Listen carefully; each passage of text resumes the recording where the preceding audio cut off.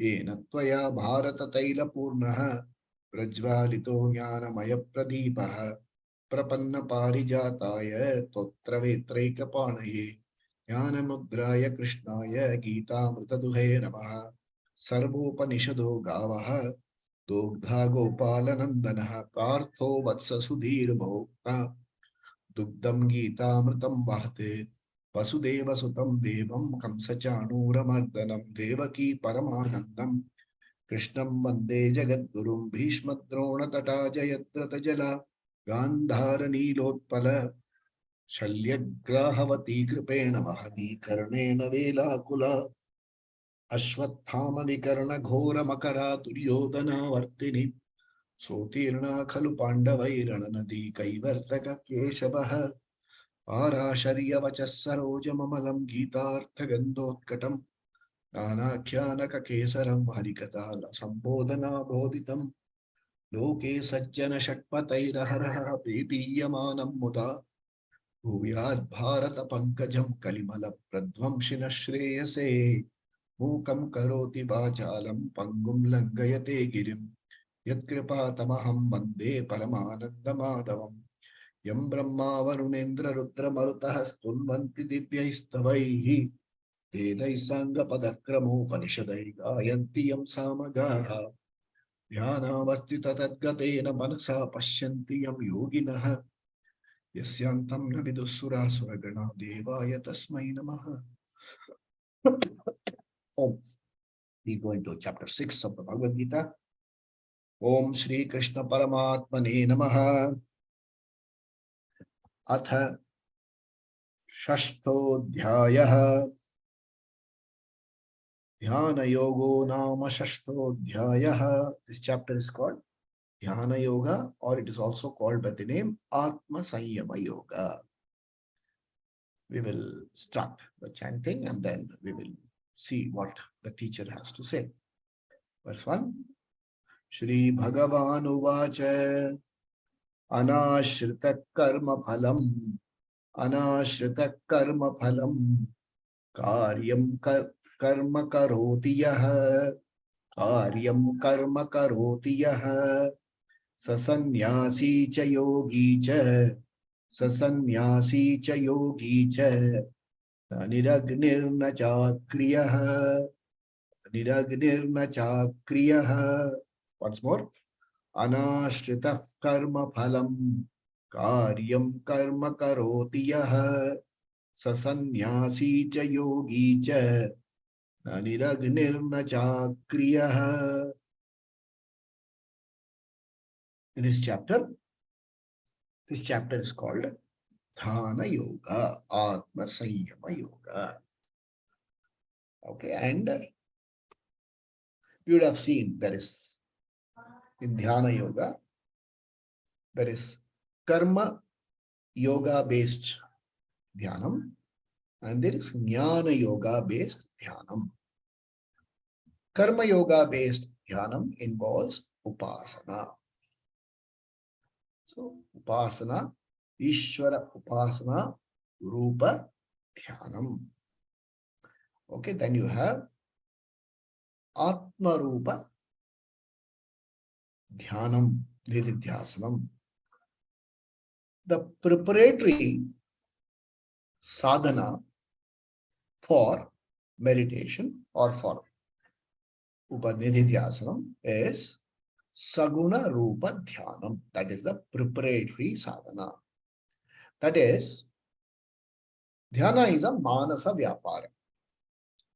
And before we sit down for a Manasa Vyapara, this instrument must be available for Vyapara. Otherwise, we run all over the spot. So, it is meant to be prepared for that Dhyana. So they go through a certain, preparatory sadhana for the purpose. Okay. All these sadhana contribute for mental preparation. And when you come to mental preparation, when you're mentally prepared, you come to Jnana Yoga. Jnana Yoga is characterized by Shravana, Manana, Nididhyasana. Shravana and Manana is receiving and reflecting on the knowledge and on the Vedantic learning. The subject is Aham Brahmasmi. And Nididhyasana is owning, is the essence of Nididhyasana. Prepare, Jnana Yogyata Prapti, Jnana Prapti, through Shravana Manana and through Nididhyasana. You make this knowledge your own. This is the purpose. Okay? And what do I do in Nididhyasana? Nididhyasana, there is no new experience. Okay? It is not an experience. It is not an event. It is not that I go into Dhyanam and I have some out of body experience or flying experience, levitating experience. It is not an experience at all. Okay? It is an exercise, a sadhana in removing my habitual thinking. What is my habitual thinking? Garib aadmi. I'm a poor fellow. I'm a sufferer. Everybody is happy. I alone am not happy. There's a song, no? अपनी किस्मत ही कुछ ऐसी थी कि दिल टूट गया. Well, constantly crying, finding fault with you. This is a habitual problem. When things go wrong, I am caught. Everybody is to blame. The whole world is to blame. Everybody is against. So, habitual thinking, you convert into a different kind of thinking. For instance, a yogi was once asked a question. Are you afraid of death? The yogi said, how can I be afraid of something which I don't know? And then, are you prepared for it? There is an eventuality, it has to happen. Are you not anxious about it? The reply strikes me very. Death is a momentary event. If it happens, it happens. And it's bound to be painful. But living for death, it can happen anytime. It can happen anytime. I'm 60, it can happen. At 65, it can happen. At 68, it can happen. At 70, again, anytime it can happen. Living for death is much more painful. So, there are so many things where we constantly find fault with ourselves. If only I had this. If only I had got this. I'm old now. My body is no longer functioning. Then comes, you are into something, you say, am I doing the right thing? Somebody is saying something else.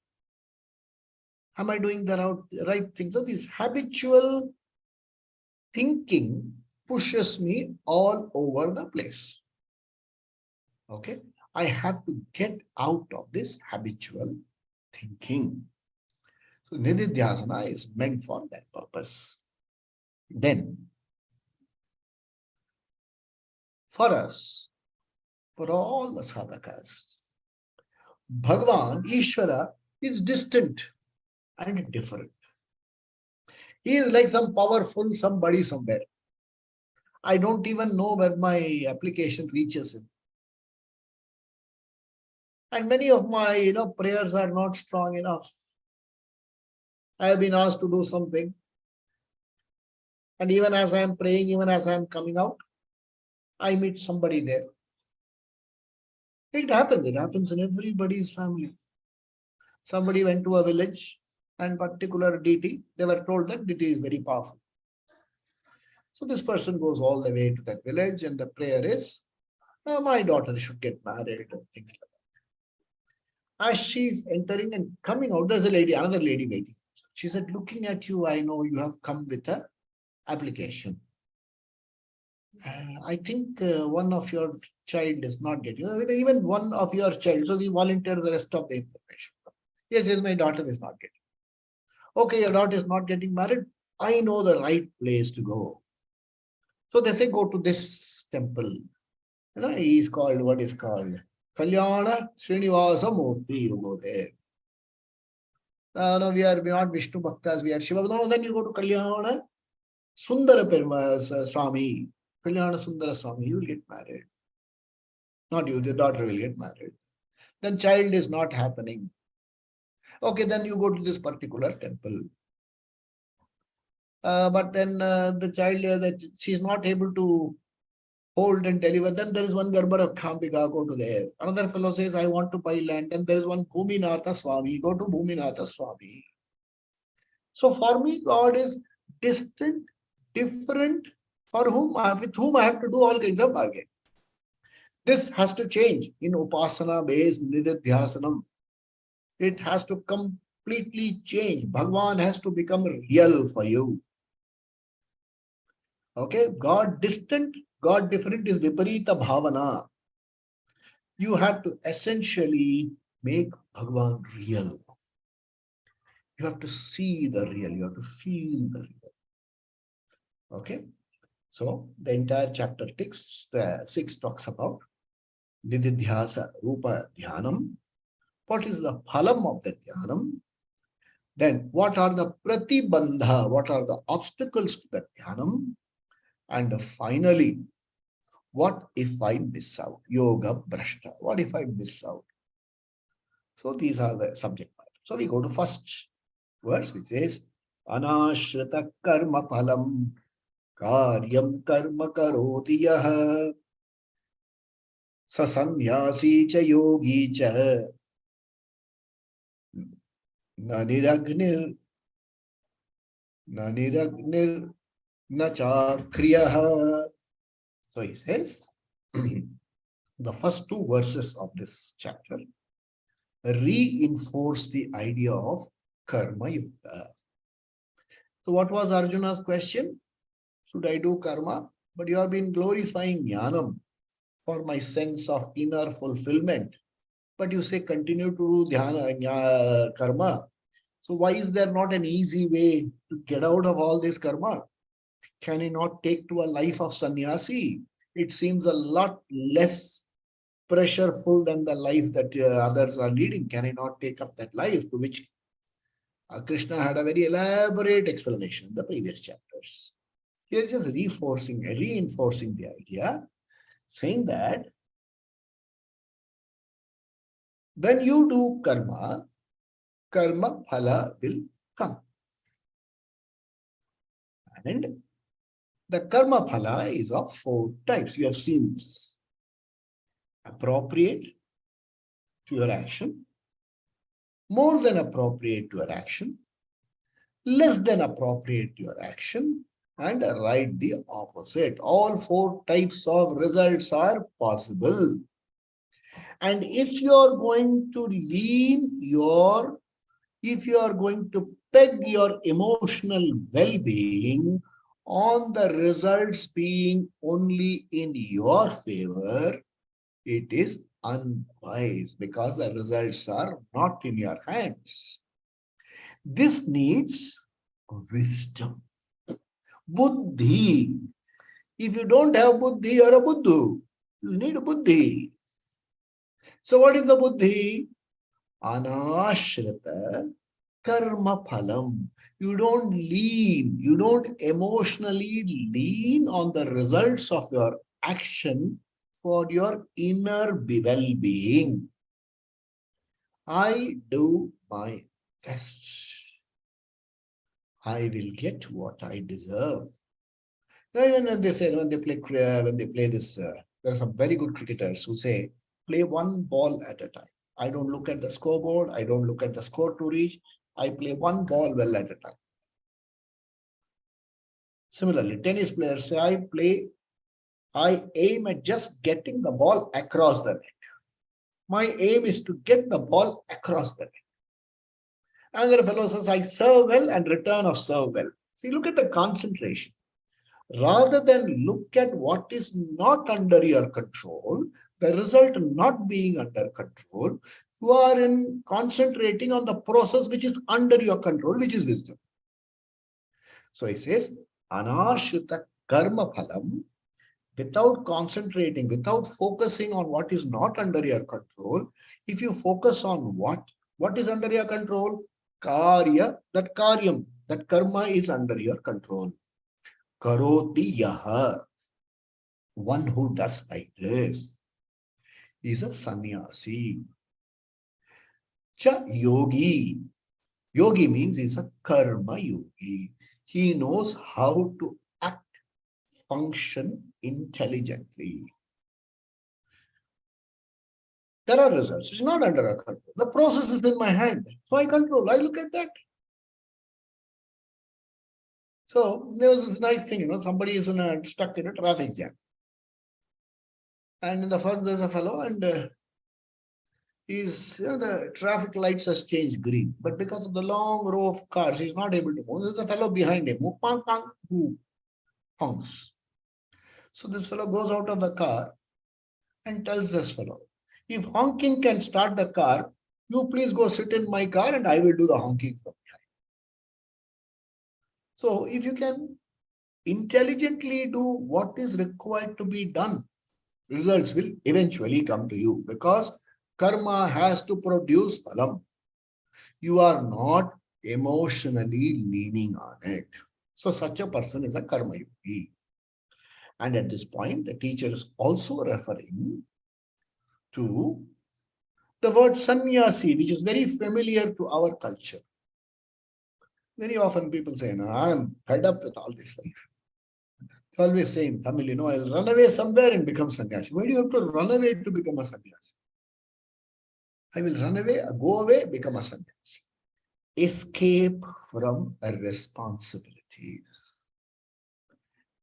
The teacher wants to drive home that the Kavi Vastra, the sannyasi, the lifestyle of a sannyasi is not an escape from responsibilities. For that, he is talking about fire rituals, Agni. So, in the Vedic culture, now people have forgotten. In the Vedic culture, in the Sanatani lifestyle, once you enter the Grahastha ashrama, there are a lot of rituals given to you. The society was divided into 4 major divisions. Kshatriya was administrator, ruler. The Brahmana was meant to be the think tank of the Kshatriya. The Vaishya formed the network of commerce. And the 4th Varna, Shudra, which has got a bad name over a period of time, is actually the channel without which the first 3 cannot survive. Let's be very clear about it. Let's be very clear. Your maid calls up and says, ma'am, 3 days leave. What happens to your work? The cook says, sorry, I can't come. Driver says, I can't come. Washer, now washer, maybe a washing at home. Just imagine the support system. Your net fails and you call the party, no answer. Your mobile is not working. Phone, my laptop is not coming alive, coming on. You don't know what to do. You call the help desk and there's no reply. What happens to you? So, Kshatriya are the enforcers, administrators.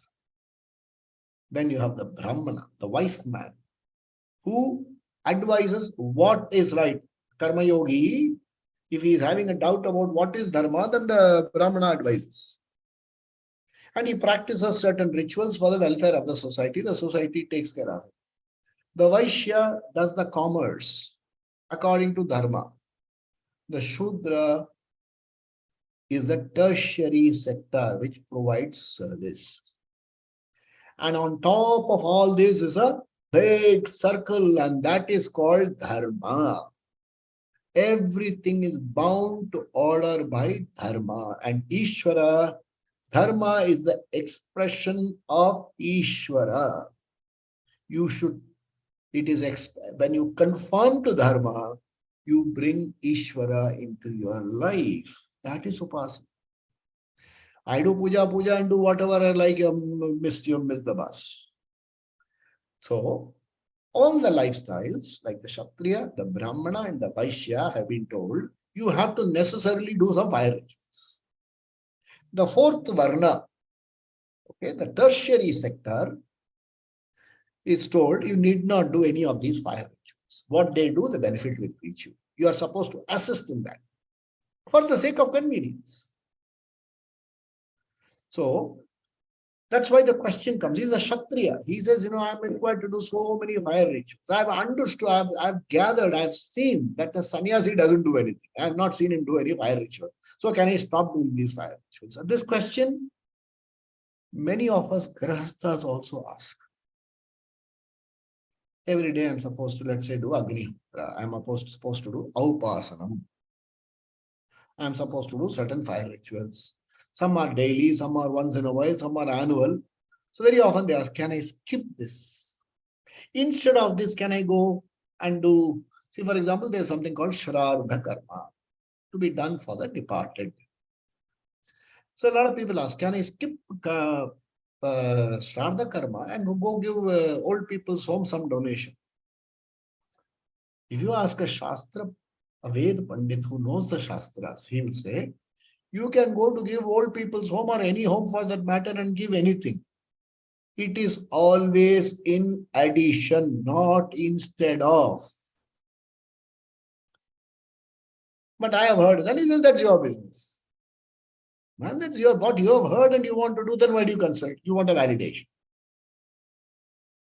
That doesn't work that way. It doesn't work that way. If you are convinced and you don't want to do rituals, don't do it. But if there is doubt, you are, according to the Veda Shastra, you are not supposed to abandon rituals if you are born in the first three varna, because you are enjoined. So Arjuna wants an easy way out. I've heard that if I become a sannyasi, I can do all this. So he says, Arjuna, dear fellow, please understand, one who does regular action in the spirit of karma yoga, he is a yogi and he is a sannyasi, not the fellow who has given up rituals. When you act with karma phala in mind, there is anxiety. So if as a sannyasi, if you are anxious about some result, you are not a sannyasi. That's what Arjuna wants to, Krishna wants to drive home. You understand, Arjuna, action is to be done with the spirit of sannyasi. I don't arrogate to myself, take pride. I only do things sincerely. I do things with commitment. I do things with focus.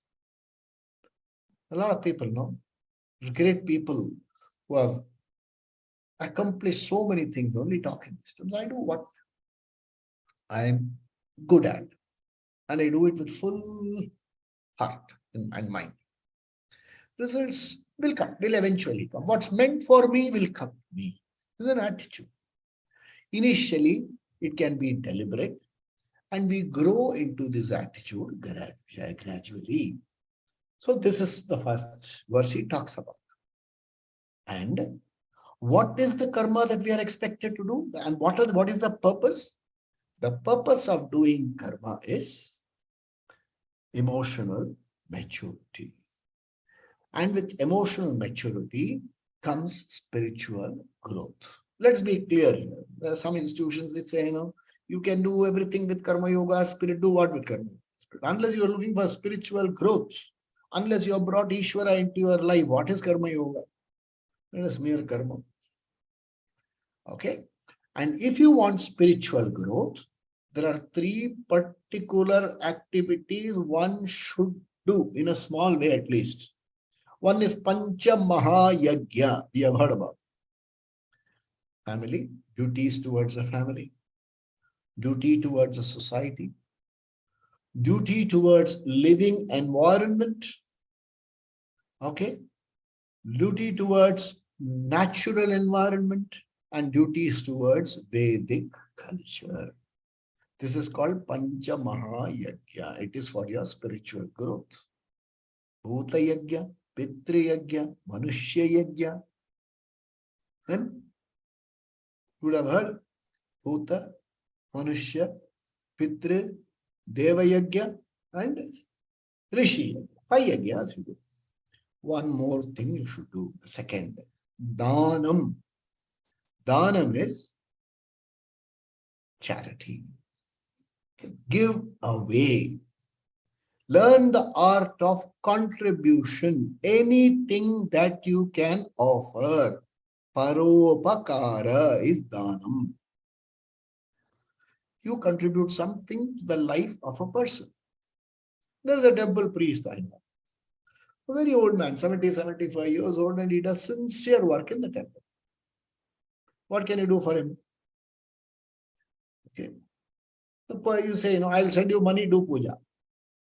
Good, he'll do. But suppose you add and say, I'll send you money, do puja, and keep something for yourself. Now, what will be his attitude to it? He's not expecting you to send money. But if you send money, how much is important? And have you done a small thing? Danam. So, Panchamahayagya, Danam, Tapaha. Tapa is a self-discipline at 3 levels. Physical self-discipline, physical fitness. Deha arogyam. Vak tapa, speech discipline. Third one, mental discipline. Physical discipline, cleanliness, healthy habits, avoiding all kinds of intoxicants, avoiding all these, escaping into these addictive social platforms. I said, somebody, please, I'm coming on live, please look at Facebook. The person said, I don't have a Facebook account. I said, next time I see you in person, I'm going to do one Sashtanga Namaskara. Somebody said, I said, will you come and say this? And I don't have an account. I don't have that app. Right? Okay. So coming out of all this, then speech discipline. Can you use kind words rather than curse words and cuss words? Somebody says something, God bless. May what's good for you happen. I'm happy for you. It's very kind. So speech discipline. Then comes thought discipline. Thought discipline is 2 very important things. No wool gathering. No wool gathering. Point number 2, no dwelling on past. Every time the past or wool gathering happens, tell your mind, you are wasting energy. You are wasting it. If only I had been able to do this at this age, I would have come here. Right? Is it not wasteful investment of mental energy? Jnana Shakti. Is it not wasteful investment? So these 3 disciplines you are supposed to carry forward, carry on. And spiritual growth also says one more thing to each of us followers, each of us Gita students. You must have a value for moksha. I'm okay with studying Gita, but I don't want moksha. Neither Gita study will work, not moksha. You must have tivra iksha for moksha. What is moksha? Clear understanding, not an event, not an experience. Not going somewhere, not coming somewhere, not getting out of anything. It is understanding your essential nature, your swarupa. We are a mixture of, this body, mind, sense complex is a mixture of material cause and the intelligent cause. The whole Srishti is a mixture of material cause and the intelligent cause. I am essentially the intelligent cause functioning through this BNS. This knowledge should become steady and clear to me. That is moksha. That is moksha. Okay. So if you don't value moksha, there's no. So first level you will get, first benefit you will get is emotional growth. Second benefit will be physical and other kinds of discipline you will get used to it. And the primary benefit will be moksha. Okay. So this is the basic introduction to verse number 1. And when we do all this, when we do Panchamahayagya, when you do Dana, when you do Tapa, when you do and all these things, what happens is there's a lot of punyam accruing.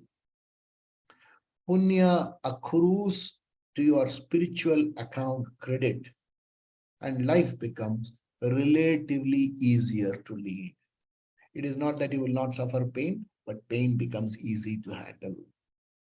It is not that you won't suffer a loss, but loss becomes easy to handle. There are three things when things happen, when uh, disappointments and things like that happen. First, you have to learn to feel them, not deny them, feel them. Then you have to learn to deal with them. And the third step is heal. This process becomes easier, and that is what this karma does. It adds to your punya credit in your account. It is like you want to buy something, suddenly it says there are so many points in your favor. So you can use 500 points there and pay only so much. So it acts as punya to your account. Okay.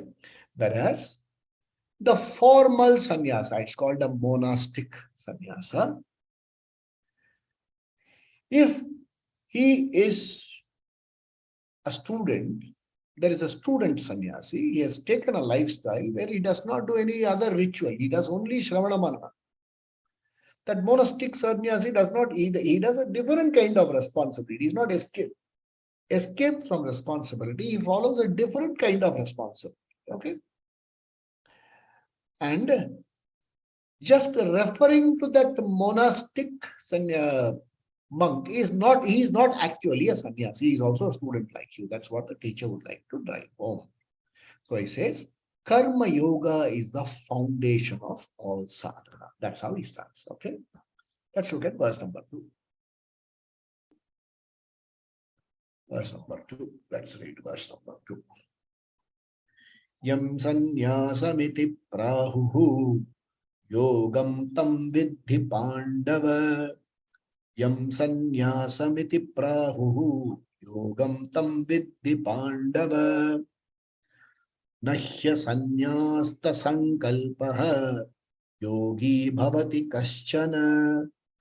Nahya sanyasta sankalpaha yogi bhavati kaschana. So whole verse. Yam sanyasamiti prahuhu yogam tam vidhi pandava. Nahi nahi sanyasta sankalpaha yogi bhavati kaschana. This is, hey Pandava, Arjun, Yam, okay, the person who you refer to as a sannyasi is actually, understand with the know that such a person is actually a karma yogi. He is a real sannyasi. Don't go by the what he calls, akutrama, the dress and all the things, the kamandalu and the jata that he carries and things like that. Don't go through it. And one who has not given up, very careful you have to understand, one who has not given up the sankalpa for material benefits, such a person is not a sannyasi. That's what the teacher is trying to drive home. Okay, let's look at it. He says, the first paragraph idea is consolidated here. So the real sannyasi, okay, is not about monasticism. It's not about being a monastic sannyasi, a monk in dress. People, it catches a fancy. Especially if the monk is successful and he speaks good English, you're fascinated. He has a big following, you're fascinated. You possibly think it is easy. Swami Dayananda Saraswati very often used to say, don't decide on a sannyasi life after seeing me. I am a lucky sannyasi. Otherwise, life is tough, he'll say. Not easy. Not easy. There was a monk who was supposed to go abroad for a certain dharma conference. His name was Shah. He had got the invitation. And he is in one particular place in a camp. And the telegram reaches him saying, you are expected to come to this place for a visa tomorrow. How does he reach there? So he went to the monk in chief and said, they are asked me to come to for visa. How do we go? The fellow didn't reply. He asked again, he didn't reply. Third time he said, what you are asking? To go there tomorrow, you need to take a flight today. Please go find out who will pay you. So this student sannyasi assumed that because I am there, I will be flown there, I will go driving to the embassy. He said, how do I reach? I don't know. If necessary, you have to take a passenger train, sit in the unreserved, go there for visa tomorrow on your own. There is no free lunch. If you are a sannyasi, please rest assured there is no free lunch. That's what the teacher is trying to drive home here. And he's saying, so whatever is known as sannyasa, with the understand karma yoga sannyasa. And he says, how can you call a karma yogi a renunciate? What has to be renounced? You have to renounce only two things, not your actions. Definitely not your actions. This Arjuna has assumed that for becoming a karma yogi, I have to renounce actions. That means forget doing what I am expected to do. He says, no, you're not supposed to stop that. You have to understand some very important truths. I have no knowledge or means to control how things will unfold. I have no means. And therefore, having done that, what do? I renounce worry, fear, anxiety over how things will unfold. He is a sannyasi. I do my best. Results will come to me. I have put all my problems in Bhagavan's briefcase. Remember, very important here. Surrender, Sharanagati, doesn't mean surrendering your responsibility. Surrendering doesn't mean surrendering your intelligence and buddhi and common sense. I've done Sharanagati to Bhagavan. Food will come if it has to come. This is, at least you have to go and say, Bhavati, Bhikshande, give me food. Then food will come. So, one who is able to do karma phala sannyasa. I am not worried about I will not even say just, I am not unduly worried about the results of my actions. I have done something in keeping with dharma. I'm not actually unduly worried about the results. Such a person has done karma phala sannyasa. If in our daily lives, if we are able to live a life of relatively free from anxiety, fear, how will this happen, how will that happen? What has to happen will happen. Just give me the wherewithals, the inner wherewithals, handle things as they unfold. Excellent prayer. You are a karma phala sannyas. You have taken the sankalpa that I am a karma phala sannyas. Okay? Not the fellow who has renounced anxiety. Such a person is not a karma. What will happen? What will happen? No, you are not a karma. Total faith in Bhagavan is Sharanagati. Sharanagati does not mean surrendering your responsibility. Sharanagati doesn't mean surrendering your buddhi. Sharanagati doesn't mean surrendering your intelligence and common sense. If you surrender your buddhi, then what? You're a buddhu. Bhagavan has no use for buddhus. Okay? A monastic sannyasi is not a sannyasi if he is rankled by anxiety. I've taken sannyasa, I don't know what to do, what will happen, you're not a sannyasi, forget about it. Okay, this is verse number 2. Let's go to verse number 3. Verse number 3 reads, Arurukshor Muner Yogam, Arurukshor Muner Yogam, Karma Karana Muchhate, Yogarudasya tasyaiva shamah karanamuchyate. Once more. Arurukshor muner yogam karma karanamuchyate. Yogarudasya tasyaiva shamah karanamuchyate. Now we have moved from Karma Yoga, reinforcement of Karma Yoga.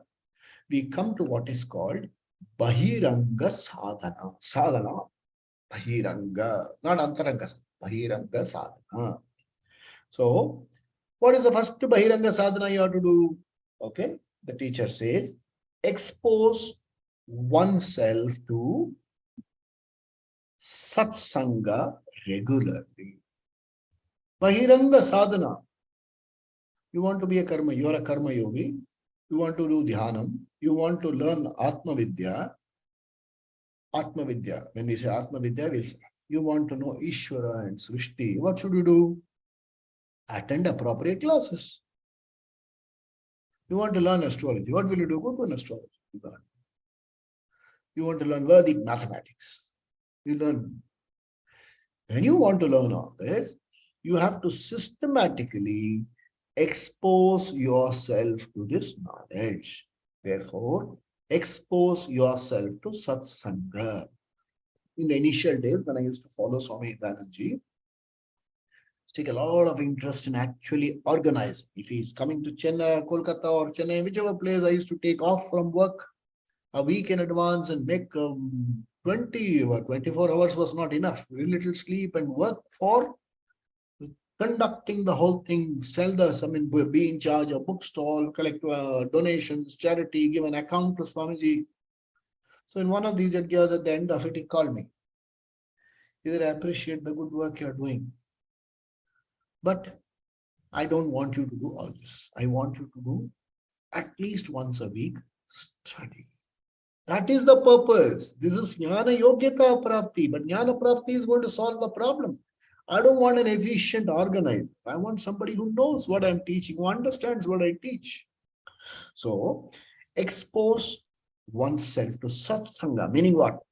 Develop a habit of systematic study. Once a week, twice a week, follow a course. That's why I'm not looking at how many people attend the class. I'm only looking at how many people are benefited even by the attending the recordings. Even if one benefits, the job is done. So, and then when I share thoughts with you, it is nididhyasana for me. I'm actually not teaching you anything. I'm checking whether I know things properly. Where do I make sense? It is my sadhana.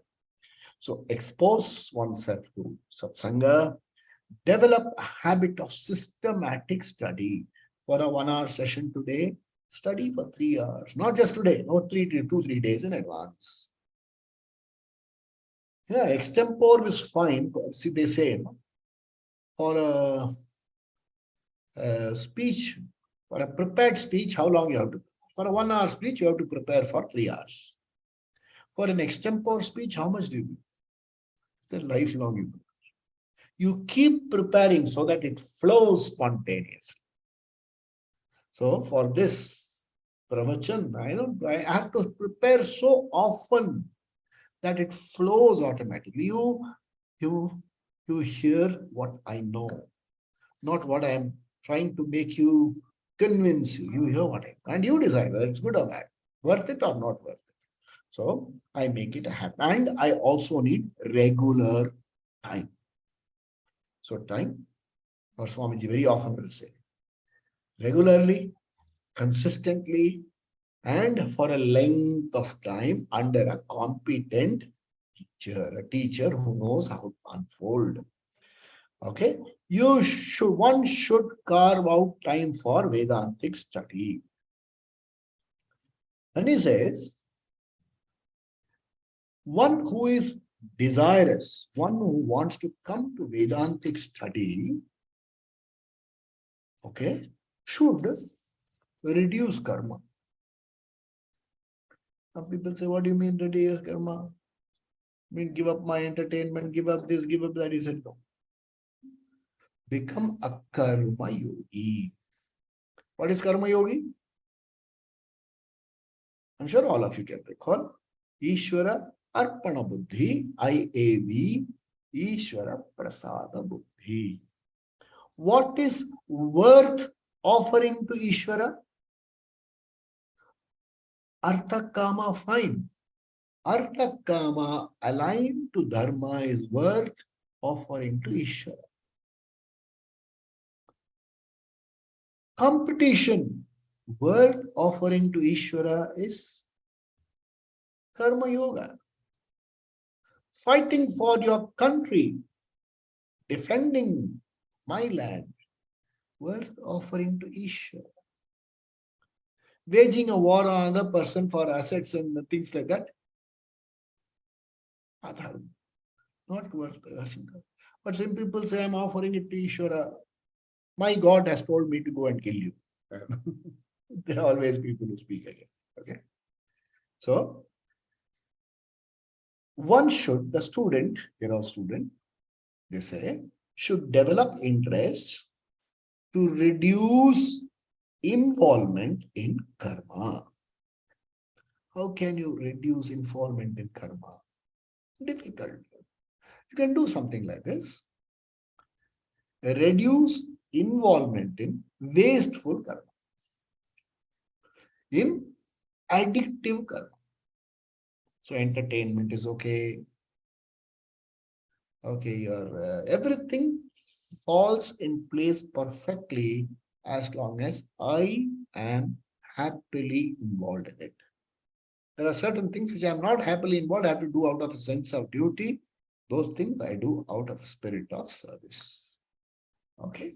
Then doing this, you are the excess, what do you call, time or energy which you have been able to save is invested in jnanam, shravana, manana, shravana, manana. You say this, the people, who go out for workouts and things like that. So when we do a morning dhyanam, the person says, I will leave after 7. I used to go at 6:30, but I'll do mananam till 7. From 7, I'll go for a run.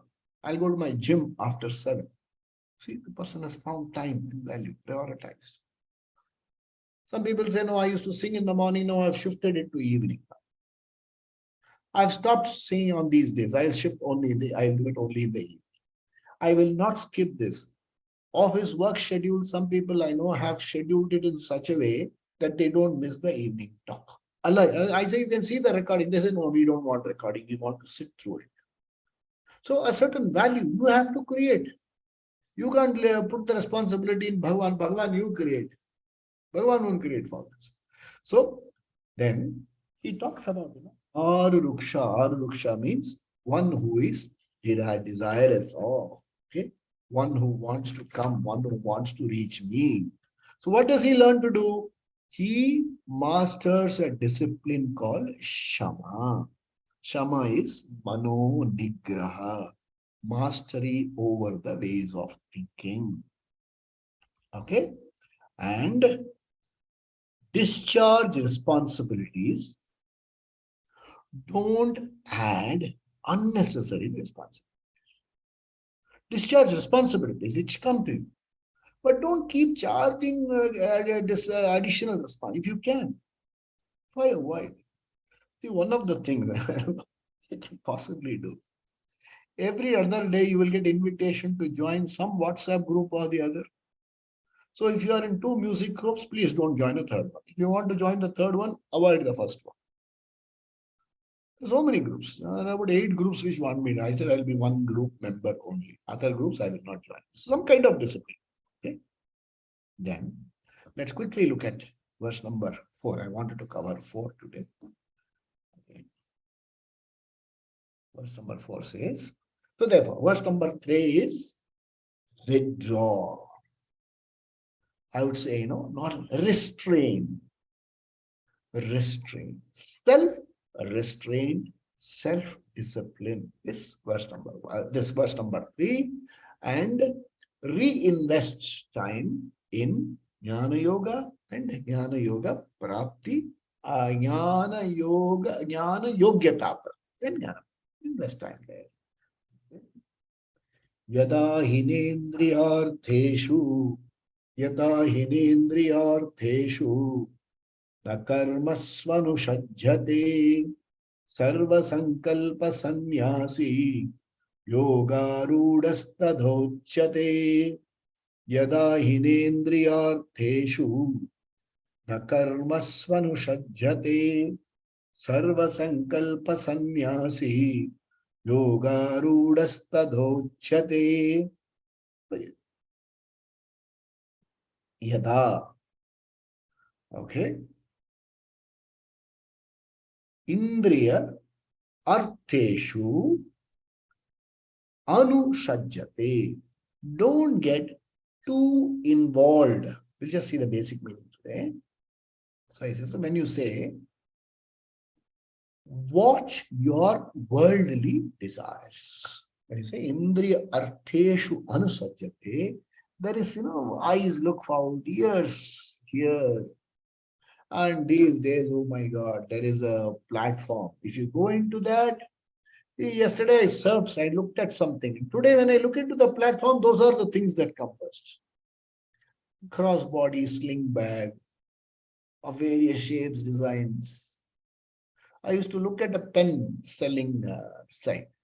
Any new pen they advertise, it comes to me. They have got something, the data analytics and artificial intelligence. I don't want art, I want intelligence.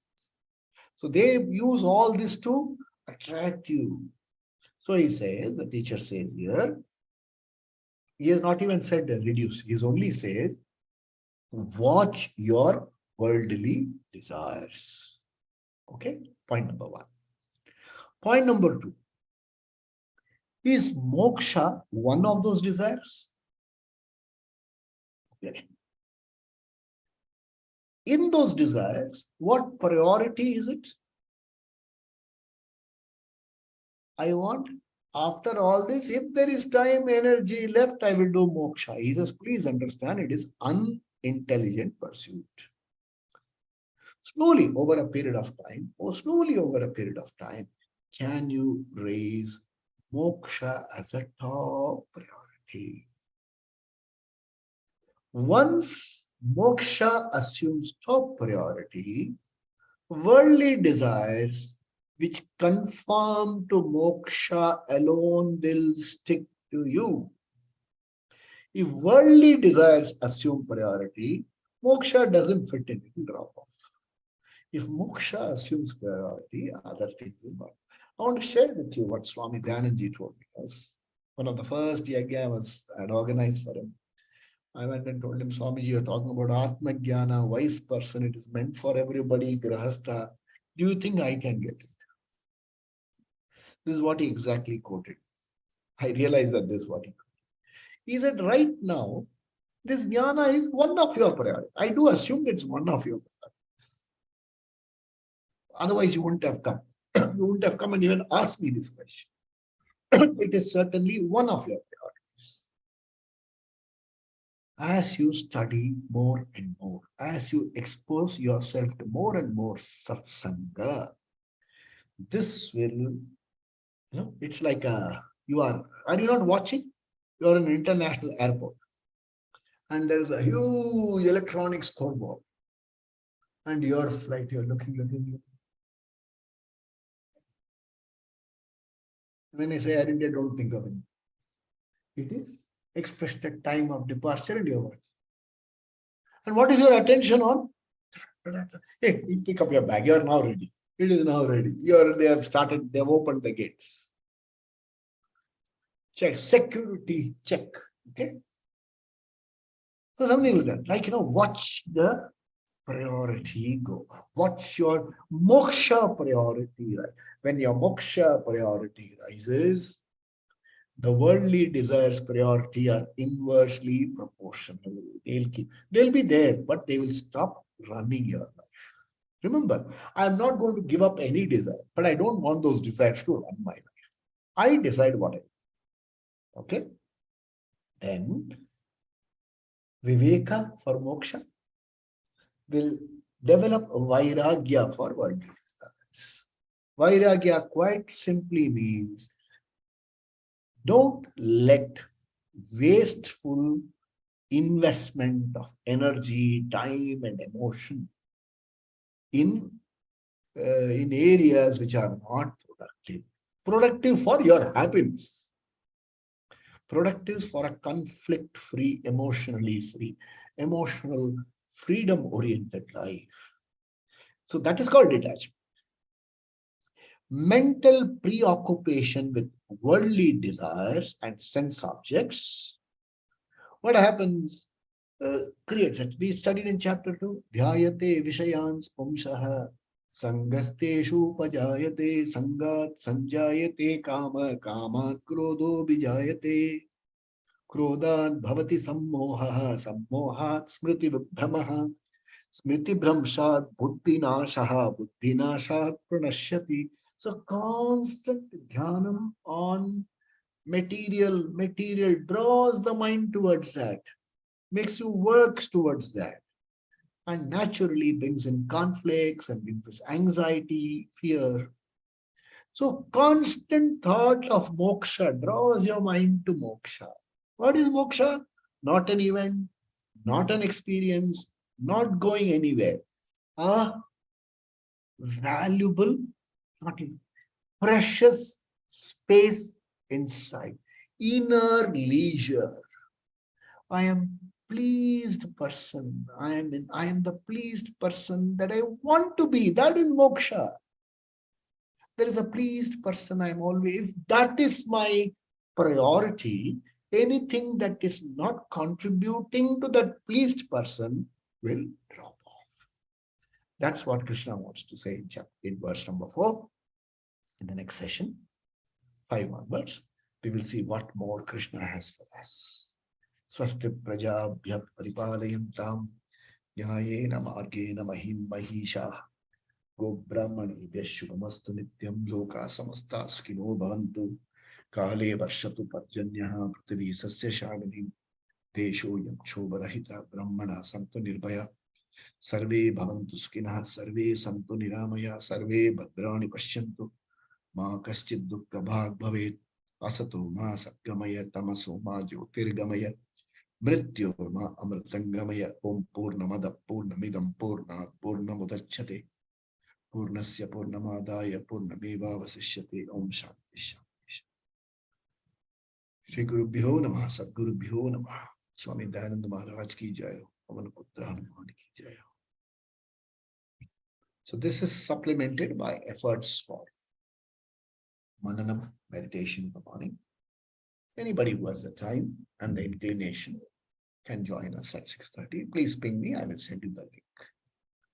Have a wonderful weekend. We'll meet Friday next.